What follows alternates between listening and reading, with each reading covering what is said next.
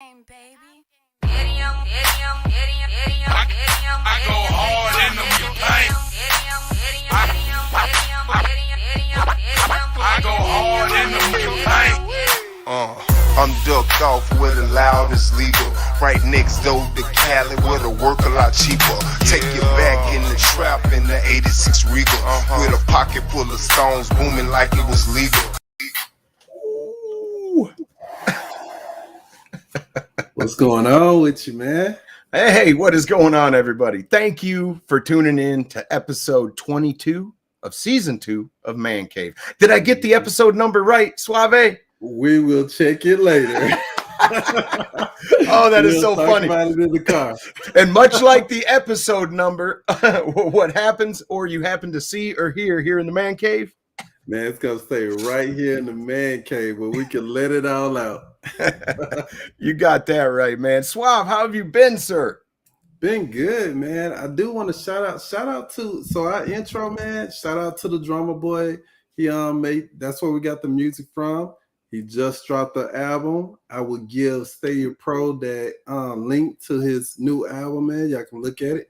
And we're gonna have some new music to put on our videos. Oh man. I can't wait to hear the new album, man. These last beats were fire, man. Love it. Yeah. But man, shout out to the drummer boy, man. Absolutely. We got David Wilson, the new all-purpose champ in the building.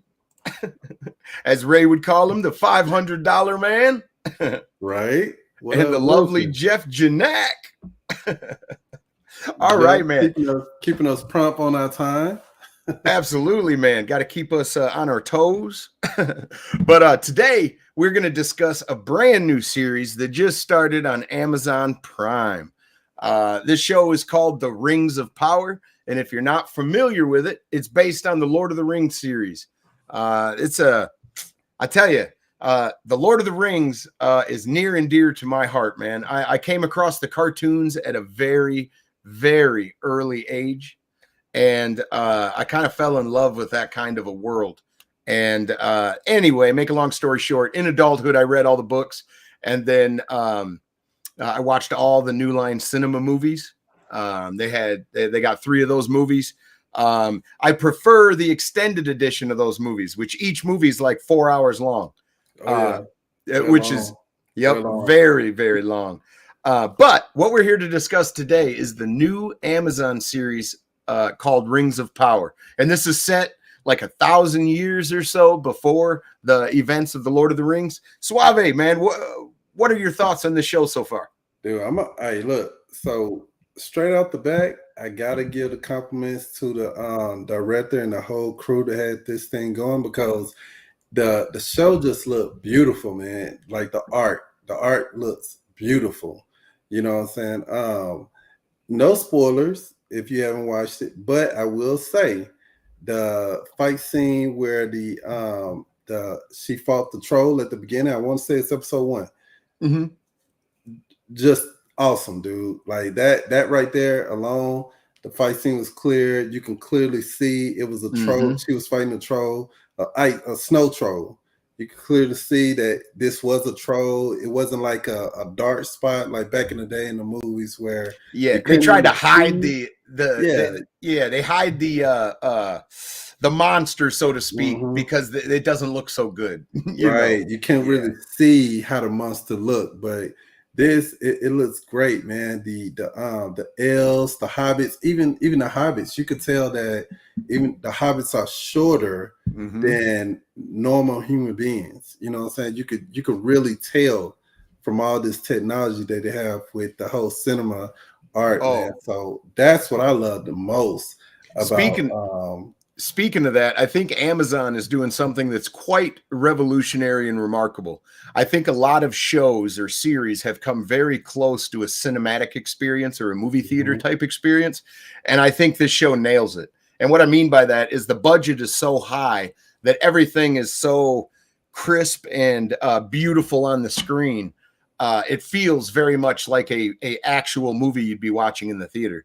And I don't know how many episodes it's going to run for, but I can definitely see where they're putting the money in. The CGI looks very good. Oh, yeah. and the terrain, just the world. It is very beautiful on my new TV. I really, really love it. It even surprised Sierra. She's only watched The Fellowship of the Ring. She hasn't caught up because I had her watch the 4-hour version. So we've only watched one of them, or she has. But she really enjoyed this. Now, Suave, did you watch the original Lord of the Rings, like from New Line Cinema? I did. I watched them all, man. It's, to me, it's a built up storyline, kind of sort of like, if you like Harry Potter, I feel like this. If you like Harry Potter, you will like this, you know, because it's similar in a way. It's just different monsters, different timeline, different things going on, you know. And what I love most about Lord of the Rings, creatures and human beings and different races that try to avoid each other had to work together to fight this one foe, you know, and they were losing. They were losing. Well, something that's interesting about this show is a friend of mine started talking about it. One of my friends that's at my D&D table, and we started talking, and he's like, "Yeah, it's like 1,000 years before Lord of the Rings," and he started to talk about Sauron, and I said, "You mean Morgoth?" And he's like, "Who is that?" And I was like, "Well, in the lore of Lord of the Rings, Morgoth is the original evil, the original bad guy, and or bad entity." And anyway, Sauron becomes like a second fiddle to this guy for a little bit of the story. Anyway, so I had to educate him about who Morgoth was, but they're not fighting Morgoth in the beginning of the show when it opens up. They've already destroyed or finished the fight with Morgoth, but they're trying to clean up all the rest of the evil in the world. And Sauron kind of takes up the mantle, and very interesting show. But the problem is, for a lot of people, like, here's Cloud Validation, his thought here. He says he's not digging the new Lord of the Rings. It bounces around too much, and he likes the Houses of Dragons a lot better. Coincidentally enough that you mentioned the House of Dragons, we're going to be discussing that here eventually. But this show, it does bounce around a little bit, and a lot of people may not like it if they're dug in with the lore. What I mean by that is like Star Wars. If you're a big Star Wars fan, you may not have liked what Disney have done with, like, Luke Skywalker, the character. Well, what they're doing is they're giving us a brand new adventure in the Lord of the Rings lore, but they're going to break a lot of it. A lot of the stuff that they're going to show us isn't going to be lore friendly for, like, the Lord of the Rings movie we watched, or for J.R.R. Tolkien's original vision of his world. I'm okay with that, though. A lot of people will turn them off and they won't watch it because, oh, that wizard wouldn't have done that, or this character look like they're supposed to. An elf wouldn't have done that. You know, a lot of people say that kind of stuff, but I'm giving it a chance. I have loved the action. I've loved the visuals, and I think it's got a movie theater-esque budget. I think so too. I think that the most important thing with this whole series is, in my opinion, is you get to see the story from different views. You know, it's not just one view. Everything you get to see what was going on in different views and different cultures, and why that they need to, like, band together and keep going. You know, it's the storyline, it does bounce back and forth. It does, you know, and if that gets on your nerve, get out of here, Purple. Look, Purple, I'm gonna have to have a video on. I looked at my stats on how many zombies I've killed on Stadia. They have the stats and stuff when you go to your profile. It's you've broken records, I'm sure. Close to 1 million. Ooh, man. Like, I'm there, man. But anyway, so seeing the story from different views and different culture, and seeing how it just unfold to get to the part that we know of, you know, I think that's amazing, man. I think they did It a great is. job at that. I mean, It yeah, is, the but bounce, some people will be a little upset though. Like Galadriel is an awesome female character in the original Lord of the Rings, but at no point did she stop while she was pouring the water, talking to Frodo, and go, "Oh, I chased Sauron before. He killed my brother. He did." right? Like, I mean, there's issues with some of this, but And then you gotta understand though, you I'm gotta thirsty. empathize. Well, I'm thirsty for new stories and new Mhm. content in that world. And if you're so clinging on to the old so tightly that you're going to miss out on new stories and stuff. Me saying that though, Disney shouldn't have done that to Luke Skywalker. That's all I'm saying. Look, I think, are we referring to like Junior Luke? Like they didn't really get him. You talking on No, Obi-Wan? This is off topic, of course, but the problem I have with the new Star Wars is that they didn't write 7, 8, and 9 as one long story and broke it up into 3. That was a problem. But the other thing is that they betrayed Luke Skywalker's character in my mind. Like you can't take the most ambitious, the most kind-hearted, and the most whatever type of character and then turn him into something else, like without showing us that journey. Okay, if you were going to make Luke that way, show it to us, make us feel like the emotions Help he us went understand. through. Yeah. How did it get to be like this? I get that. Yep.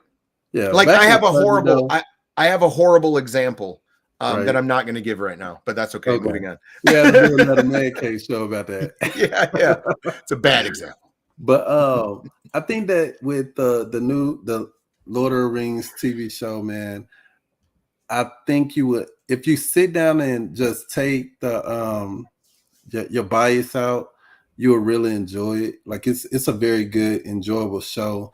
I do like the fact that they looking at different fields of emotions. Like every culture dealing with this thing a different way. Like you got the hobbits at the beginning, they're like, hey, let them do whatever they want to do. It's not affecting us. We're gonna just stay in our little well, you notice they like hide from the entire world. Hunters walk by and they're like it was cool, man. Yeah. And keeping documents keeping record of who passed and when. Yeah very I get excited for the world building of shows like this, from something you think to this. It's really cool. But yeah, seeing the dwarfs and how they interact with each other, between the elves and how they interact with each other, to the humans, to the it's amazing, man. I just give it a chance, everyone. I realize it might not be your Lord of the Rings, and it might not be lore friendly, as I said. Like Galadriel may not have been, she was an awesome character, but I'm not sure that she was the heroine that they're making her out to be. But I am along for the ride, and I'm enjoying the visuals, man. I think this could be in the movie theater, no problem, man. I'd go see it. I think that now I wouldn't go see it in the movie theater. And no, let me tell you why. It's because of 8 hours. Yeah, it'll be too long for one. And then they'll take us through so many different series, you know what I'm saying? And it's just too much. I don't like cliffhangers for too long. Like you'll get me on the first one. The second one, I want you to wrap it up. You know what I'm saying? If it's not catching me, but I think that this Cloudy story, V, real quick, hold your thought real quick. Cloudy V said that he thinks the CGI is beautiful and the action is pretty good, but the storyline and writing seems to be pretty weak so far. What I will say about their writing thus far, I'm still giving it a chance. We're only 2 hours in, but I think they should have went after Morgoth. I think they should have told that story and not dealt with Sauron. But Sauron is the bad guy people know of, that gravitate to when you talk about Lord of the Rings. So I can understand why they went this direction, but I personally think they should have shown the downfall of Morgoth and the birth of Sauron, how he became the next bad guy or the next evil. I think that's what they should have done, but there's a whole lot of stuff they're supposed to cover, though. A whole bunch of stuff. What I think they should do with this show, man, I think they should have started out with the beginning of how Mm-hmm. it started, and then I think they should have done. And this is just me. I think they should have done a continuation of the movie, and something else went wrong. You know what I'm saying? That we didn't see in the movie. I I think got that you. this TV show should have been that. I think we would have been more drawn in on, okay, the evil never stops, because evil never dies. You know what I'm saying? Like, yeah, Right. they might have destroyed the ring and did all this and all, but it never, something else Yeah. could have Well, what spawned. They Jay can, oh, create in that. the books anyway, what J.R.R. Tolkien hints at is that evil cannot ever be truly completely destroyed because it lives Mhm. on in the hearts of men. Right. That's basically where he leaves stuff off, kind of. That's what I was gonna say earlier, before we started talking about something else.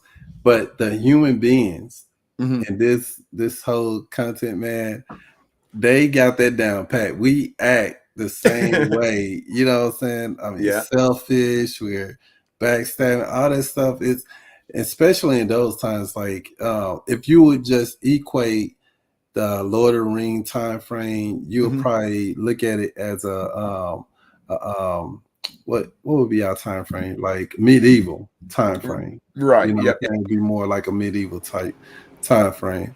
And I mean, let's be honest, guys. You put any kind of beast against human beings, and we're gonna destroy it. We're gonna make it Ooh. worse than what it is. You know, you're gonna have so many human beings kind of try to bond with it and be on its side against its own race. You're gonna have humans backstabbing each other to steal, Yep. like this is what I never understood. For example, because I like zombies, Yeah. but if a zombie apocalypse broke out, why are there people still trying to steal money and TVs and what I'm saying, like foolish stuff? Like, you're not worried about saving your life. Like, money is irrelevant now, and you still trying to chase gold. Oh, okay. The last segment, what we think is coming. Just this is pure speculation. This is not spoilers. I think the guy that fell out of the sky, not saying, giving details and all that, but the guy that fell out of the sky, I bet you that is a young Sauron or a young Gandalf, even though he's old. I know that doesn't make sense, but I bet you that's who that is. I bet you. And my second prediction is buckle up, because this show is going to be insane. We're going to see the creation of all the rings of power. We're going to see Sauron deceive the realm of men, the realm of elf, the realm of dwarf. We're going to see this happen, and he's going to plant his seeds of deceit within all those people, and the realm of men suffer the most. And you'll see what I'm talking about. It's going to be amazing. I think my It prediction could be David, but a wizard, David, is called a Maiar. And that's the thing about Lord of the Rings. You read the books and it's one thing. You watch the movies, it's something else. If you actually look at the whole picture, all the way back to how the world was created, like mythology-wise for him, it started with a god singing a song, and that song split off into and created the mass, which became Middle-earth. It is an amazing story, but it's hard to wrap your mind around.